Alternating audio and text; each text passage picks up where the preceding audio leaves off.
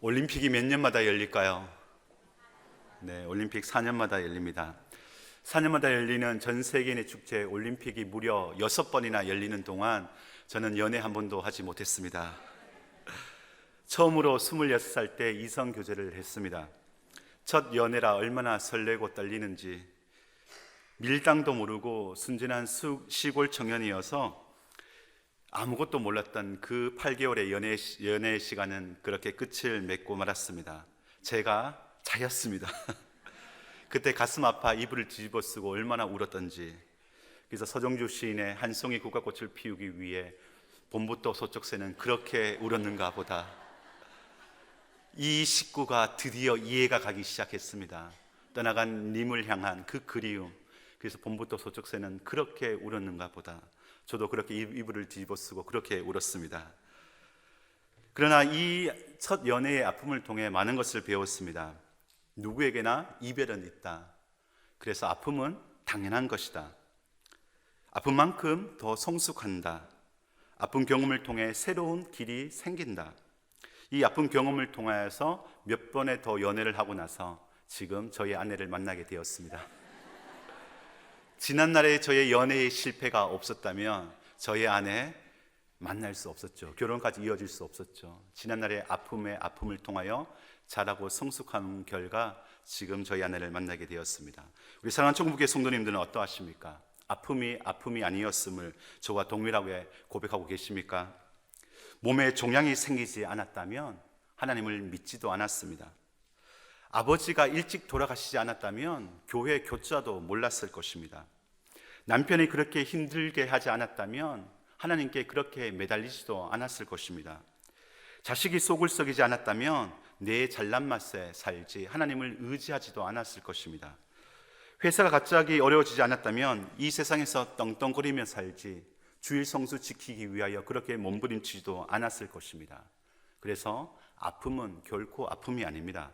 아픔을 뛰어넘는 하나님의 은혜가 반드시 부어주시기 때문입니다. 그 은혜가 무엇인지 궁금하신가요? 그렇다면 오늘 함께 그 아픔을 뛰어넘는 은혜가 무엇인지 함께 살펴보도록 하겠습니다. 첫 번째 따라해 주시면 감사하겠습니다.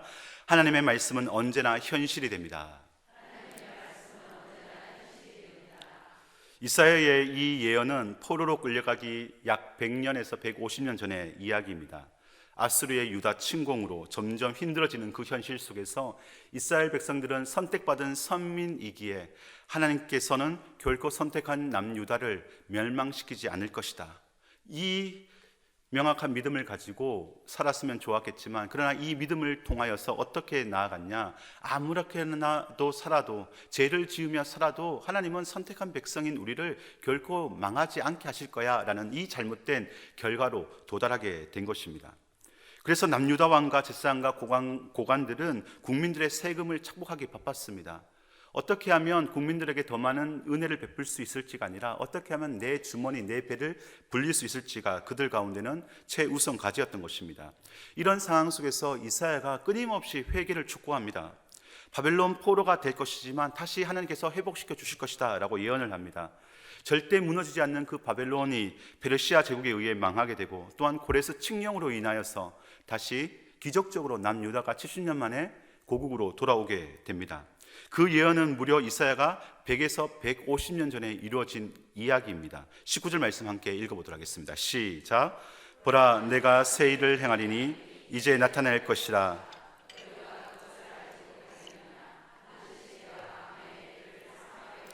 내리니. 아멘. 보란 새 일을 행하리니 이제 나타낼 것이라. 반드시 내가 광야의 길을 사망의 강을 내리니. 하나님을 모르는 지옥의 불쏘시기조차 아까운 이방인들은 망해도 나는 절대로 망하지 않는다는 이 선민사상에 있던 남유다 백성은 호언장담을 했습니다. 회개라도 한다면 좋겠지만 회개의 기미조차 보이지 않습니다. 그런 그들에게 하나님은 여전히 하나님의 일을 행하고 계십니다. 150년 전 멸망한다라고 회개의 촉구를 하고 있지만 절대 나는 망하지 않을 거야 라고 말하고 있는 그 남유다를 향하여 지금 이사야는 하나님의 말씀을 예언하는데 다시 하나님께서 광야의 길을 사망의 강을 내실 것이라 새 일을 행할 것이라 라고 이야기하고 있습니다. 왜냐하면 하나님이 약속하신 그 말씀은 반드시 현실이 되기 때문입니다. 창세기 1장 1절에서 3절 말씀입니다. 태초에 하나님이 천지를 창조하시니라. 땅이 혼돈하고 공허하며 흑암이 깊음 위에 있고 하나님의 영은 수면 위에 운행하시니라. 하나님이 이르시되 빛이 있으라 하시니 빛이 있었고. 하나님의 말씀의 선포를 통하여 천지가 창조되었습니다. 하나님이 말씀하신 것은 바로 우리의 현실이 되는 것입니다. 그래서 토마스 아퀴나스는 자신의 저서 신학대전에서 이렇게 이야기합니다. 신의 인식은 실천 곧 창조다. 신이 가지는 사물의 인식이 사물의 원인이다. 이처럼 신의 인식은 사변적일 뿐 아니라 또한 실천적, 작용적이다. 한마디로 이야기한다면 하나님이 가지고 있는 그 생각, 하나님이 가지고 있는 그 마음은 바로 실천이며 창조이며 더 나아가 우리에게는 현실이 된다는 사실입니다. 이 세상 그 누가 생각이 현실로 될 수 있겠습니까? 스티브 잡스 아니면 테슬라의 사장인 일론 머스크가 말한 대로 그 생각한 대로 현실이 되는 것은 기껏해야 스마트폰이며 스마트 자동차입니다. 그것은 새롭게 창조되는 것이 아니라 발견이며 발명입니다. 그러나 하나님은 그렇지 않습니다. 하나님의 말씀은 바로 우리의 현실이 됩니다. 누가복음 24장 6절에서 7절입니다. 여기 계시지 않고 살아나셨느니라. 갈릴리에 계실 때에 너에게 어떻게 말씀하셨는지를 기억하라. 이르시기를 인자가 죄인의 손에 넘겨져 십자가에 못 박히고 제3일에 다시 살아나야 하리라 하셨느니라 한데, 이 말씀 그대로 우리 예수님은 그대로 부활하셨습니다. 살아나셨습니다. 그렇다면 우리들 또한 예수 그리스도를 믿는 우리들은 어떠할까요? 죽음으로 끝나는 것이 아니라 반드시 우리 또한 살아난다는 사실입니다. 사도행전 1장 11절 말씀입니다. 이르되 갈릴리 사람들아 어찌하여 서서 하늘을 쳐다보느냐. 너희 가운데서 하늘로 올려주신 이 예수는 하늘로 가심을 본 그대로 오시리라 하였느니라. 하나님이 하신 이 말씀 언제인지를 모르지만 하나님 때에 반드시 다시 이 땅에 재림하실 줄 믿습니다. 이 말씀을 믿는 자들은 죽음으로 끝나는 것이 아니라 죽음에 가서 한 줌의 흙으로 데려간다 할지라도 하나님의 그 전능하심으로 하나님의 이 약속의 말씀이 우리 삶 가운데 현실된다는 이 믿음을 가진 자들에게는 다시 부활의 영광으로 살아나는 그 은혜가 있게 될 줄 믿습니다. 왜냐하면 하나님의 말씀은 현실이 되기 때문입니다. 이 말씀을 믿지 않는 자들에게는 공포요, 두려움입니다. 하지만 믿는 우리들에게는 절대 희망입니다. 여러분 인생 가운데 찾아온 아픔을 한번 생각해 보십시오. 왜 남편이 그렇게 일찍 세상을 떠나야 했습니까? 그래서 왜 그렇게 힘든 인생을 살아야 했습니까? 남에게 듣기 싫은 소리 들으며 돈을 빌려야 했고, 밤늦게까지 식당에서 일하고, 허리 아프고 무릎 아파도 병원비가 아까워서 병원 갈 걱정에 병원도 제대로 가지 못하고 온몸에 파스를 덕지덕지 붙으며 겨우 통증을 달래고 있습니다. 그런데 옆집 아줌마는 어떤가요? 해외에 한번 나가지 못한 나에게 염장이라도 지르듯이 옆집 아줌마는 뭐가 그리 대단한지, 남편 덕을 잘 봤어인지 1년에 꼭 해외여행 2번 갔다고 자랑을 합니다. 남편 없는 것이 이렇게 서러울 줄을 몰랐습니다. 우리 부모님은 어떠한가요? 이제 형편이 나아져서 부모님께 효도하려고 하는데 이제는 어쩔 수 없이 요양원에 들어가야 합니다. 그렇게 얼굴이라도 더 보면 좋을 텐데 자식 성공한 것도 보지 못하고 효도 한번 제대로 받아보지 못하고 먼저 하늘나라 떠나셨습니다. 부모가 먼저 하늘나라 떠나는 것이 세상의 이치이긴 하지만, 그래서 내 부모만은 좀 더 늦게 가기를 간절히 바라고 있는데 일찍 떠난 그 부모가 약속하기도 합니다. 더 나아가 일찍 성공하지 못한 내가 원망스럽기도 합니다. 왜 지금 내게 예기치 않은 이 질병의 고통을 당해야 합니까? 아랫집 사람은 신앙도 없고 믿음도 날라리인데, 그렇게 술을 매일 먹어도 저렇게 건강한데 나는 술 한 모금도 입에 대지 않고 모태 금연인이기 때문에 담배는 담자도 꺼내지 않았는데 신앙생활 그렇게 착실하게 했는데 왜 나에게 이 암이라는 불치병이 찾아와야 합니까? 우리 자식은 어떠한가요? 내가 낳은 자식이지만 내가 대적을 낳은 것처럼 왜 그렇게 속을 썩이고 있는가요? 옆집 아들은 대기업 취직해서 연말 보너스 받았다고 해서 아버지에게 차 한 대 선물한다고 기아 자동차 카탈로그 가지고 와서 어떤 차 고를지 카탈로그 넘기면서 어떤 차 고를지 룰루랄라 노래 부르고 있는데, 우리 아들놈은 취직할 생각은 하지 않고 허구한 날 집에서 게임이나 하고 친구들 만나 술이나 마시고, 그렇게 없는 재정에 용돈 달라고 떼를 쓰고 하는 모든 짓이 어떻게 지아비를 닮았는지 볼 때마다 화가 납니다. 매일 반복되는 우리들의 죄는 어떠한가요? 예수 그리스도를 믿은 지 벌써 20년, 30년이 지났음에도 불구하고 입술에 재갈을 물리지 못하고 말로 내 마음에 없는 말들을 계속해서 내뱉습니다. 그래서 상처를 줍니다. 반복되는 그 죄들로 인하여서 끊어버리고 싶지만, 잘라버리고 싶지만 어쩔 수 없는 자의 자신의 모습을 바라보며 때로는 사탄의 정죄감으로 인하여서 무너지는 것이 한두 해가 아닙니다. 이러한 아픔들이 우리 가운데 있다 한다 할지라도, 그러나 하나님의 말씀이 믿어지기 시작할 때 지금 우리가 이 당하는 아픔을 뛰어넘는 은혜가 있게 될 줄 믿습니다. 하나님의 약속의 말씀이 우리 삶 가운데 찾아올 때 그 말씀은 현실이 될 줄 믿습니다. 그래서 우리 사랑하는 충북교회 성도님들, 슬픔으로 인하여 긴밤 지새우고 이 수요 예배에 나오지 않았습니까? 지금 당장 갚아야 할 그 재정으로 인하여서 지금 속 터지고 있지는 않습니까? 남편 아내 아파서 어떻게 해야 될지 몰라 발 동동 구르고 있지는 않습니까? 자식 속 썩여 지금 속이 타들어가고 있지는 않습니까? 반복되는 그 죄로 인하여 죄책감과 정죄감에 빠져 시달리고 있지는 않습니까? 그렇다면 회개조차 하지 않는 그 남유다 백성들을 향하여 하나님은 끊임없이 약속의 말씀을 하셨습니다. 그 약속의 말씀은 새 일을 행하신다는 것입니다. 사막에 길을 내며 강을 내신다는 그 사실입니다. 이 사실을 믿게 나갈 때 우리는 슬픔 속에서도 이 슬픔을 뛰어넘는 하나님의 은혜를 경험하게 될 줄 믿습니다. 우리 19절 말씀 함께 그 믿음으로 고백하였으면 좋겠습니다. 19절 말씀입니다. 시작. 보라, 내가 새 일을 행하리니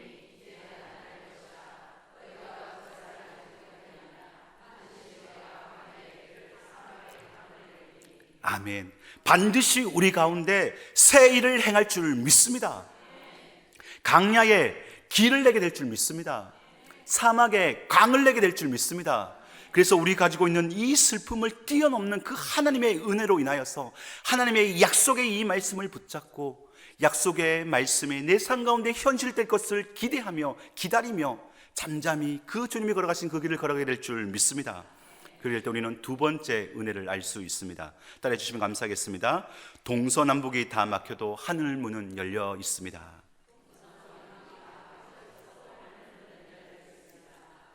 좌우 동서남북이 다 막혀 있어도 어디 문은 열려져 있다고요? 하늘 문은 열려져 있습니다.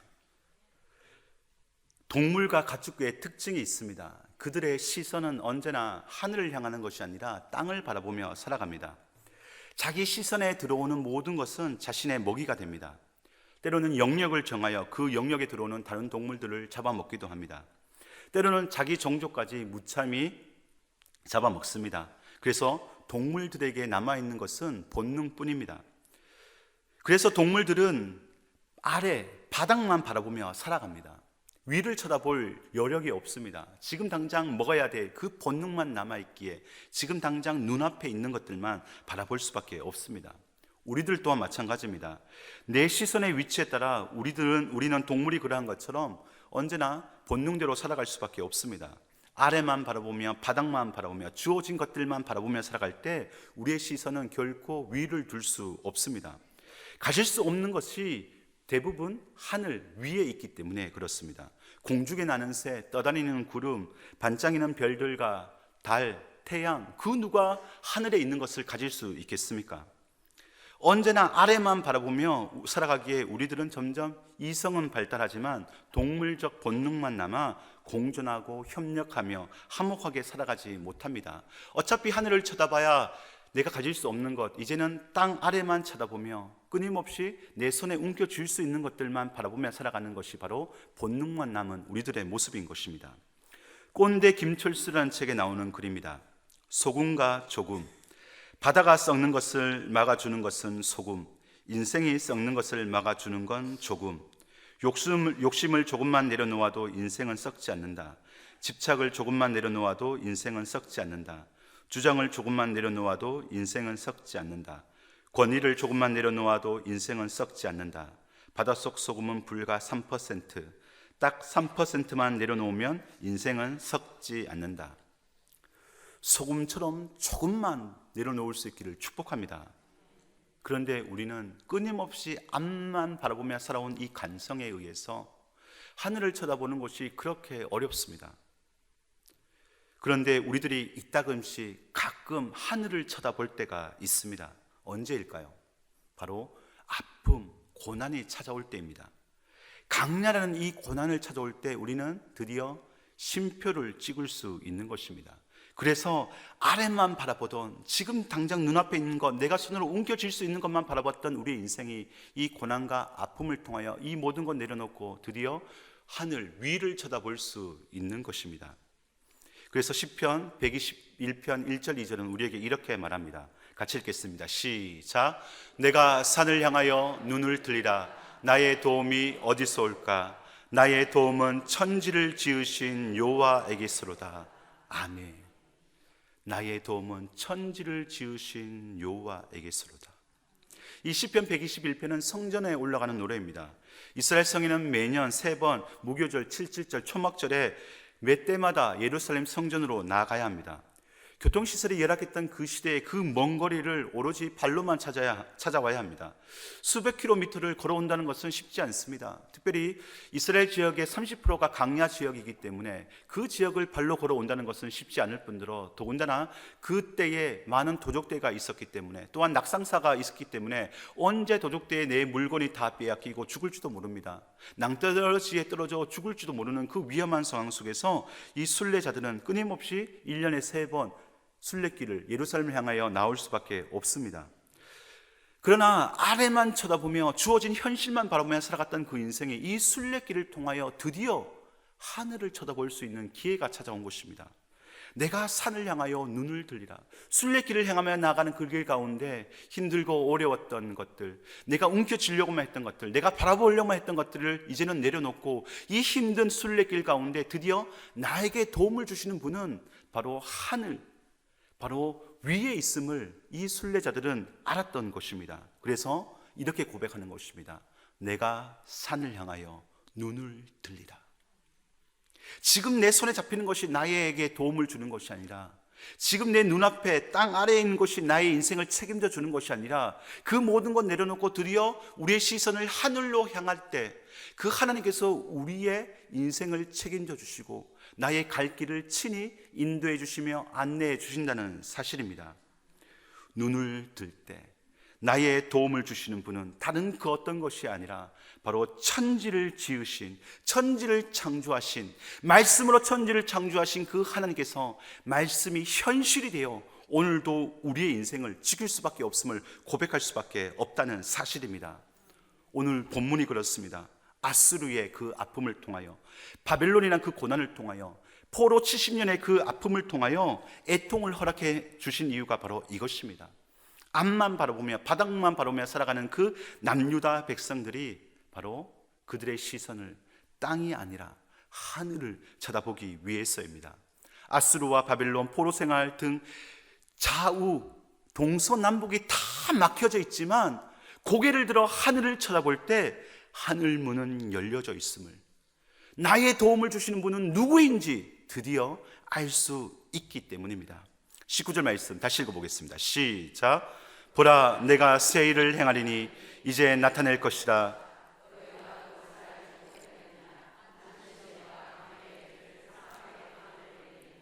아멘. 동서남북이 다 막혀져 있어도 고개를 드는 순간 여전히 우리 하나님은 말씀으로 우리의 가운데 그 언약의 말씀을 현실로 성취시켜 주시는 분이십니다. 그래서 고개를 들 수 있기를 축복합니다. 고개를 들 때 동서남북이 다 막혀져 있어도 하늘문은 여전히 열려져 있음을 고백하게 될 줄 믿습니다. 예전에 쓴 시가 있는데요, 오늘 말씀과 어울려서 읽어드리겠습니다. 꽃길이 따로 있나? 예수님과 동행하면 그 길이 꽃길인 것을. 우리 손에 잡혀있는 것이, 내가 그 길을 헤쳐나가는 것이 꽃길이 아닙니다. 어떤 길이든 우리 주님이 동행하신다면, 우리 주님이 오늘도 내 마음속에 함께 한다면, 오늘도 그 약속의 말씀을 붙잡고 걸어간다면 바로 그 길이 꽃길인 줄 믿습니다. 나의 등 뒤에서 나를 도우시는 주, 나의 인생길에서 지치고 고나여 매일처럼 주저앉고 싶을 때 나를 밀어주시네. 일어나, 내가 새 힘을 주리니.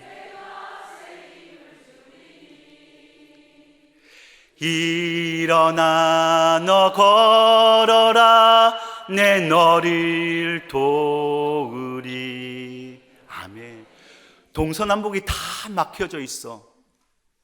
그 고난과 아픔을 통하여 주저앉아 있으며 지금 내가 잡은 것 다 놓쳐버려 어떻게 살아가야 될지 막막한 그 인생이라 한단다 할지라도 그 인생을 통하여 고개를 들기 시작할 때 동서남북은 다 막혀져 있어도 하늘문은 열려져 있는 줄 믿습니다. 내 등 뒤에서 내 인생을 끌고 이끄시고 밀시는 분이 누구인지 똑똑히 경험하게 될 줄 믿습니다. 사랑하는 충북교회 성도님들, 우리가 올려드린 이 찬양이 여러분의 믿음과 여러분의 신앙의 고백이십니까? 그런 분들은 동서남북 다 막혀져 있어도 하늘문은 열려져 있게 될 줄 믿습니다. 그 약속하신 그 하나님의 말씀을 붙잡고 오늘도 땅 아래 바닥만 쳐다보는 것이 아니라 하늘을 쳐다보며 그 하나님의 도우심을 바라보며 살아갈 수 있는 여러분들이 될 수 있기를 예수님의 이름으로 축복합니다. 그럴 때 우리는 마지막 아픔을 뛰어넘는 은혜 세 번째가 무엇인지 알 수 있습니다. 따라해 주시면 감사하겠습니다. 부러진 가지에도 꽃은 핍니다. 부러진 가지에도 꽃은 피게 되는 것입니다. 들꽃 언덕에서라는 시가 있습니다. 유한진 작가가 쓴 시입니다. 들꽃 언덕에서 알았다. 값비싼 화초는 사람이 키우고 값없는 들꽃은 하나님이 키우시는 것을. 값비싼 그 화초는 사람이 키우지만 값없는 화초는, 이름 없는 그 들꽃은 하나님이 키우시는 것입니다. 그래서 볼품없다고, 지금 내가 손에 잡은 것 다 잃어버렸다고, 지금 당하는 고난을 통하여 건강을 잃어버리고 아픔을 잃어버리고 재정을 잃어버리고 남편을 잃어버리고 자식을 잃어버렸다 한다 할지라도 속상해하지 마십시오. 값비싼 화초는 사람이 키우지만 값없는 그 들꽃은 우리 하나님이 키우시고 계십니다. 우리에게 지금도 말씀으로 현실에 실현시키시며 동서남북이 다 막혀져 있어도 하늘문을 여시는 우리 하나님이 오늘도 여전히 우리를 돌보고 지키시고 계시는 분이십니다. 20절 말씀 함께 읽겠습니다. 시작. 장차 들짐승 곧 순양이와 타조도 나를 존경할 것은 내가 광야의 물을 사막의 강들을 내어 내 백성 내가 택한 자들에게 마시게 할 것입니다. 아멘. 내가 택한 자란 뜻은 예리하고 자세하게 살피다라는 뜻입니다. 즉 많은 것 중에서 신중하게 특별히 선택하심을 나타내는 표현이 바로 내가 택한 자라는 것입니다. 남유다 백성들을 매우 소중히 여기시고 특별히 여기고 계시는 하나님 아버지의 마음이 무엇인지 아는 말씀입니다. 여전히 회개하지 아니하고 죄를 지으며 살아가는 그 남유다 백성들을 바라보며 그들을 이야기할 때 내가 택한 백성이라 말씀하고 있는 것입니다. 내가 생각해서 신중하게 고르고 고른, 그래서 끝까지 내가 책임져야 될 내 자식이라는, 내 새끼라는 것의 표현이 바로 내가 택한 자라는 뜻인 것입니다. 그렇다면 동일하게 하나님의 형상으로 지음받은 우리들은 어떠할까요? 여러분의 인생이 어떠하든지, 여러분의 삶의 모습이 어떠하든지, 여러분이 지금 어떠한 고난을 당하고 있든지 상관이 없습니다. 지금 돈이 많건 없건 상관이 없습니다. 수많은 사람들 중에 여러분들을 신중하게 선택하셔서 지금 이 수요 예배에 세우신 줄 믿습니다. 그것은 우리의 노력이 결코 아닙니다. 우리의 의가 아닙니다. 우리의 자랑이 아닙니다. 주일 성수 끝까지 했다고 아닙니다. 헌금 많이 했다고 아닙니다. 남편 지금 옆에서 있다고도 아닙니다. 무조건적인 하나님의 은혜의 결과인 줄 믿습니다. 마틴 로이드 존스 목사님이 성부 하나님과 성자 하나님이라는 책에서 이렇게 이야기합니다. 구약 성경이 하나님을 추구하는 인간에 대한 기록일 뿐이라는 주장을 끊임없이 해왔습니다. 하지만 그와 정반대입니다. 성경은 하나님의 활동, 하나님이 하신 일, 그리고 하나님이 하시려는 일에 대한 기록입니다. 또한 성경은 우리를 하나님 자신과 화해시키기 위해 하나님이 행하신 일에 대해 말합니다. 성경은 우리가 하나님에 대한 그 열심을 이야기하는 것이 아니라 하나님이 우리를 향한 그 열심이 어떠한 것인지, 우리를 향하여 구원의 역사를 어떻게 펼쳐나가시는지 하나님에 대한 기록물이 바로 성경이라는 것입니다. 노아를 한번 볼까요? 지약이 간연하여 생각하는 것이 악한 그때에 하나님은 노아를 선택하셔서 구원의 방주를 만드셨고 하나님의 구원의 역사를 이루어 나가셨습니다. 창세기 12장에 아브라함을 선택하셔서 하나님은 그 구원의 역사를 이어나가십니다. 결코 아이를 낳을 수 없는 아브라함에게서 하나님은 이삭을 태어나게 해주심으로 말미암아 그 약속의 말씀을 실현시키고 계십니다. 이삭이 낳은 에서와 야곱, 당연히 장자인 에서가 장자가 되어야 되지만 하나님은 하나님의 주권을 통하여 야곱을 선택하심으로 말미암아 하나님의 구속의 역사를 펼쳐나가십니다. 그리고 모래알처럼 하늘의 별들처럼 수많은 백성들이 내시에서 나올 것이라는 이 약속의 말씀을 실현시키기 위하여 요셉을 구덩텅이에 빠뜨리고 그리고 애굽으로 건너가게 해주심으로 말미암아 수백만의 그 약속의 말씀을 성취시킬 그 자궁을 애굽 땅에서 하나님은 마련해 주신 것입니다. 이 이야기들의 모든 중심은 어디일까요? 아브라함일까요? 야곱일까요? 이삭일까요? 요셉일까요? 아닙니다. 하나님이 친히 주인공이 되어서 그 주권을 가지고 아브라함과 이삭과 노아와 야곱을, 요셉을 선택하셔서 하나님의 일들을 이루어 나가고 계십니다. 그 기록은 사사와 통일왕국, 분열왕국, 그리고 예수님의 시대, 지금 우리가 살고 있는 이 시대에도 동일하게 하나님은 하나님께서 선택하신 그 백성들을 향하여 끊임없이 하나님의 이 언약을 성취시켜 나가시는 분이십니다. 남유다 백성이 여전히 회개하지 아니하고 하나님께로 돌아오지 않는단다 할지라도 하나님의 역사는, 하나님의 구원은 여전히 성취되어 나가는 것처럼 우리들의 구원의 역사 또한 여전히 아픔 당하여 주저앉고 쓰러져 넘어져 있단다 할지라도 이 하나님의 열심은, 하나님의 이 구원의 주권은 오늘도 단 한 번도 우리를 놓지 아니하시고 우리를 이끌고 나가고 있다는 사실입니다. 몇 주 전 버들나무 잎이 올라올 때쯤 무심천을 뛰다가 부러진 버들나무 가지를 보게 되었습니다. 그 나무 가지에 물살에 휩쓸렸는지 모르겠지만 저렇게 가지가 부러져 있었습니다.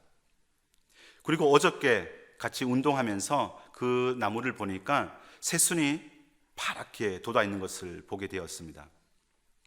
부러진 그 나무 가지이지만 저거는 제가, 꽃은 버들나무이기 때문에 꽃이 없어서 제가 다른 인터넷에 찾다 보니까 저렇게 부러진 가지에 꽃이 있는 것을 보게 되었습니다. 실례로. 부러진 그 가지 있는데 아마 작년 홍수 때 물난리가 나서 가지가 부러진 것 같았습니다.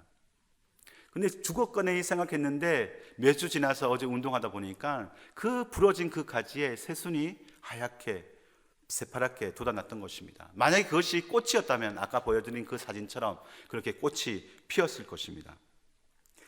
그 가지를 보면서 참으로 안쓰럽다는 생각이 들었고 또 한편 마음으로는 참으로 기특하다라는 생각이 들었습니다. 나 같았으면 포기할 텐데 다 부러져서 겨우 그 나무 줄기에 붙어 있는데 저렇게 힘겹게 붙어 있을 이유가 있을까라는 생각이 들면서도 그 나무가 대단히 대견하다는 생각이 들었습니다. 그러면서 말씀이 하나 생각났습니다. 요한복음 15장 5절 말씀입니다. 같이 읽겠습니다. 시작. 나는 포도나무요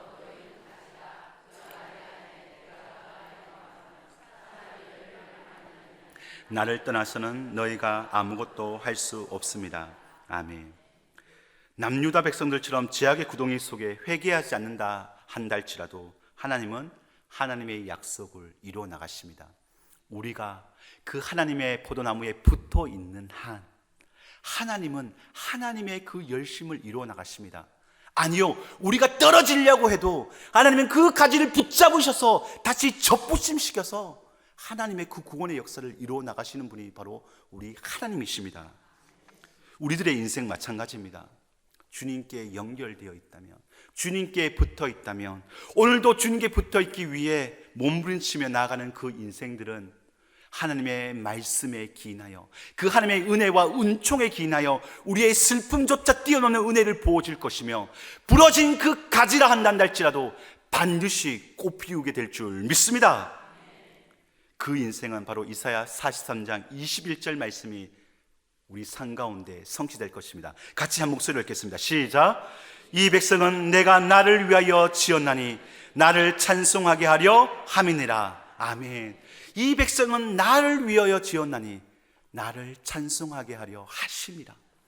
부러진 그 인생이라 한다 할지라도, 쓰러진 그 인생이라 한다 할지라도, 가난의 굴레로 인하여서 걸레 같은 내 인생이라 한다 할지라도, 하나님은 하나님의 그 주권과 은혜와 은총을 통하여 부러진 우리의 인생을 반드시 꽃피우게 될 줄 믿습니다.